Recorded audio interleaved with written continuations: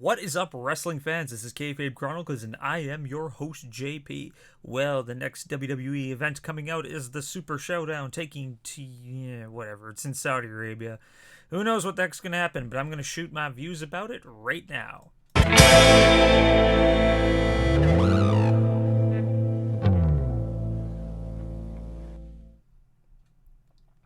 Hello, and welcome to the live stream. This is Kayfabe Chronicles, and I am your host, JP. If this is your first time here, please stick around for a little while. Partake in the chat room, too. The left-hand side of the screen. If you guys like what you see, make sure to crush the like, hit subscribe, and click that bell notification for whenever we post videos. We go live every single Sunday night at 8 p.m. Central Time, except for pay-per-view nights where we will go on after the event to discuss the event. We also go live Wednesdays right after NXT to discuss the episode of NXT, and of course we throw random videos throughout the week. And if you guys haven't done so already, make sure check out that Facebook page, check out that Twitter account. Let's get the ball rolling. Let's get that ball rolling. Well, it was announced this week, in case y'all have been wondering, where the heck has Ruby Riott been? That's right, she hasn't really been seen on television for quite some time, not since after WrestleMania. A lot of people were really shocked that she wasn't involved in the women's Money in the Bank match, of course myself included, but she tweeted out that she actually recently went undergoing shoulder surgery in one shoulder, and she's going to be doing a secondary surgery in the next couple weeks, so she is going to be out anywhere from 4 to 6 months minimum. So yeah, that answers that question. I guess we've all been wondering where the heck Ruby's been. This really sucks because she is probably one of the most talented women on the WWE roster for sure. Like I said, it completely shocked me when she wasn't listed in that women's Money in the Bank, so I figured something must be up. So of course this is the answer to all of that. So hopefully she gets a speedy recovery, comes back very soon. I am rooting for her because, like I said, I love everything about her. She's probably one of the most underutilized women on the roster, but she's also one of the most kick-ass women on the roster. So speedy recovery to Ruby Riott. Hopefully you heal up soon, come back, and you get both of those women championship, because I want to see Ruby 2 belts. Ruby 2 belts would be absolutely phenomenal. Alright, let's just keep going on with the rest of the story. But as you guys saw, last night was AEW's premiere pay-per-view, excluding All In, because that really wasn't AEW. But Double or Nothing happened last night. I fully haven't watched all of it yet. I'm about halfway through, and I'm digging absolutely everything about it. Battle Royal was really dope. The women's match was cool. Awesome Kong made a return. I wasn't expecting that. It was really good to see her come back. I just finished up the Cody and Dustin match, which... oh, holy crap, man. Like, I like Blood more than the next guy, but Jesus, that was absolutely phenomenal. The crowd was hot for the entire match, just chanting Dusty, like, just as a good tribute to the two boys. But like Dustin, man, he's 50 years old and still looks like the day I first saw him. Like I said, like, just covered in blood, does a code red in the middle of the match, like, absolutely phenomenal. I said it wasn't a high-paced match. It wasn't like tons of ridiculous action. It was a really good storyline being told between two brothers. A lot of blood. If you're not a fan of blood, then don't watch this match, because it was like Stone Cold WrestleMania 13 like times 100. It was just like it would make Ric Flair go like whoa. Beautiful match, great way.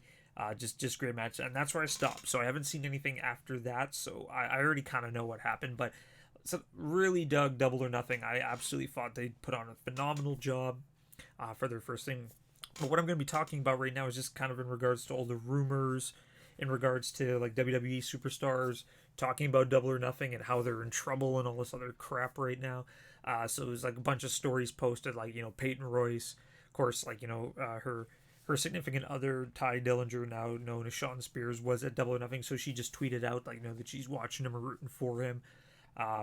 Can't do that apparently, and like, of course, everyone knows Bret Hart made an appearance there as well. So like, oh, Natalia's in hot water now because that's her uncle, and just all this other stuff in regards to, or like, you know, Renee Young because her husband made an appearance.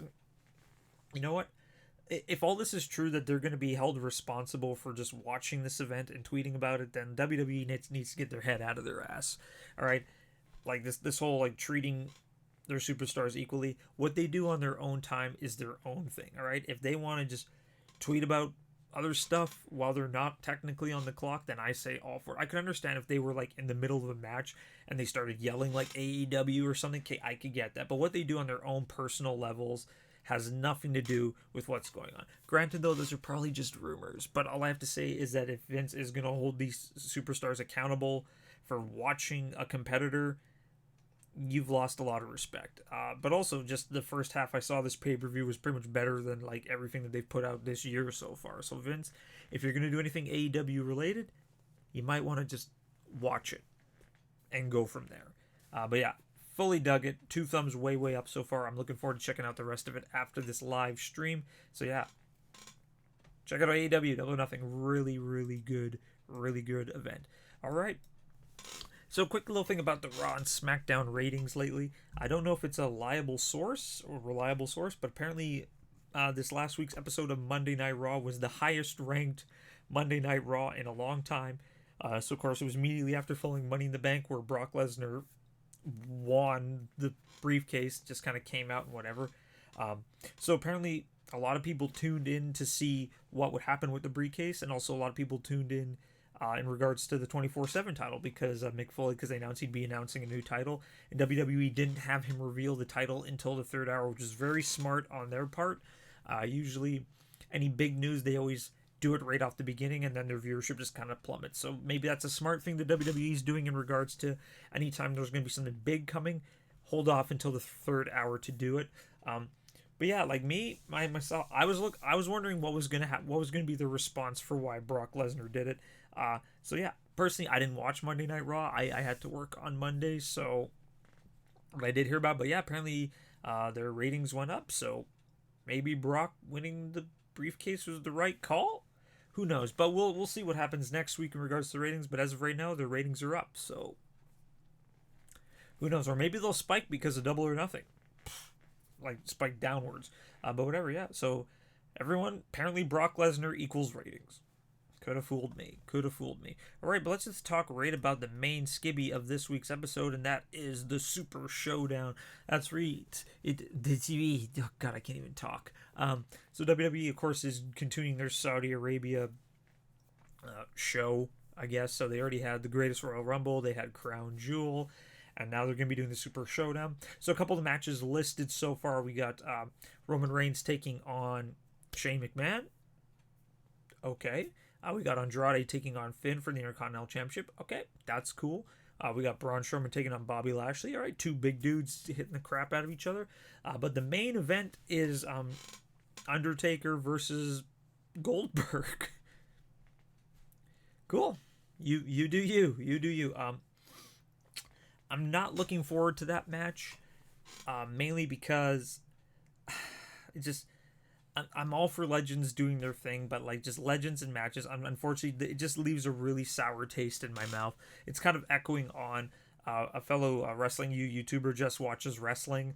I'll post a link to her channel down below after I'm done doing this. She had a video a couple weeks ago in regards to like when wrestlers should they stay retired after they forward. She had a lot of great valid points, and I agree with a lot of them. Like I said, like when you're a wrestler in your heyday and you have like just a huge push and it's great, phenomenal, and then you retire and then you come back many years later, like it's for us older guys, like we'll be like, all right, that's great, but like the younger kids who've never seen that person before, like that's the legacy that you're leaving for them. Like Undertaker, one of the best of all times, but then he comes back and like his past couple matches really haven't been that great. So like this is, imagine I was a little kid watching the Undertaker for the first time and I see that and I'll be like, what, this is the guy that everybody's always talking about. It's just I think that the once, like, I'm all for it, keep doing it until your body can't do it anymore, but there comes a point where you need to stop. And it just really bugs me that like he had that retiring moment at WrestleMania 33 where he laid his hat down after he lost to Roman Reigns, just a beautiful moment. And so like you assumed that was it, and then he came back and now he's coming back again. It really sours that beautiful moment, in my opinion. And plus, like the entire thing, like like just in regards to like who's allowed to go to the Saudi Arabia show. So as of right now, Kevin Owens has pulled out for obvious reasons. Just we're not going to get into that. Daniel Bryan, same thing. Aleister Black apparently cannot go because some of the symbols on his tattoos are not allowed there. Sami Zayn, of course, will not be going again this year due to his Syrian heritage, and Syria, Saudi Arabia, of course, aren't going. But like, it just. I don't want to be the guy to say it, but I just think it's kind of weird that like, with all the heat in regards to Saudi Arabia and other countries, especially like also considering like Jerusalem, like sorry, like Israel, like that area, they have a lot of heat, and Goldberg is main eventing. It's just really weird. It doesn't click. It doesn't click for me. So yeah, I just another thing that really rubs me the wrong way in regards to this is just the way that they're promoting the show. Like, like, what's better than WrestleMania, the Super Showdown? Like how much money did they give you guys to say that? Like, because it's obviously not the writers who are like, hey, let's crap on our flagship show. Like, and it just really bugs me that they keep doing these shows, obviously, because they're getting massive amounts of money for it. And granted, that's why a lot of people do anything. Like, if someone was to give me $1 billion, yeah, I would do this too. But it's just really weird that the consistent hatred and the low viewership every single time, but yet they keep putting on the show. And just there's a lot of stuff going on over there right now, and I don't want to get all political about it, but I don't feel that it's right that they keep doing this, and I'm just gonna leave it at that. With that being said, though, am I going to watch the show? Probably not. I did not watch the Greatest Royal Rumble. I watched the Royal Rumble match itself because it's a Royal Rumble, and I will never not watch a Royal Rumble. Plus, Titus O'Neil falling on his ass was hilarious. I did not watch any Crown Jewel, and I will probably not watch any of this. Due to my reasons. I just believe that this is not the right way to handle things. Granted, it's like if both countries were on fair ground right now, then I'd be all for it. Cool, like go all over the world. It's just the fact that they're doing it because they've obviously been given a stack of cash is just doesn't make any sense to me. And so like there's big fan outcry. The fact that a lot of the superstars don't feel safe going there. It doesn't feel right. And I'm just going to leave it at that. If I lose viewers over this, so be it. I'm just speaking my opinion. I just want everybody to be happy. I want everybody to be safe. And just come on. Like, Undertaker, I love you to pieces, man. Just stay retired, please. For the love of God, just stay retired. Just go out on top. Go to the Hall of Fame. Go out and shake people's hands. Let me remember you for who you were. All right, but that is all. So, yeah, definitely not going to be watching the Super Showdown. Are you guys going to be watching the Super Showdown? Let me know in that comment section below. As always, if you guys like what you saw, make sure to crush a like, hit subscribe, and click the bell notification for whenever we post videos. Of course, we go live every single Sunday night at 8 p.m. Central Time, except for, boom, you guessed it, pay-per-view nights, where we will go on after the event to discuss the event. We go live Wednesdays right after NXT to discuss NXT, and of course, random videos throughout the week. And if you guys haven't done so already, make sure to check out that Facebook page, check out that Twitter account. As always, you guys are the reason why I do this. Please share the heck out of this video. Still looking to reach 150 subscribers. And as always, this is JP from Kayfabe Chronicles. Have yourselves a wonderful last little bit of your weekend, and I'll see you guys next time.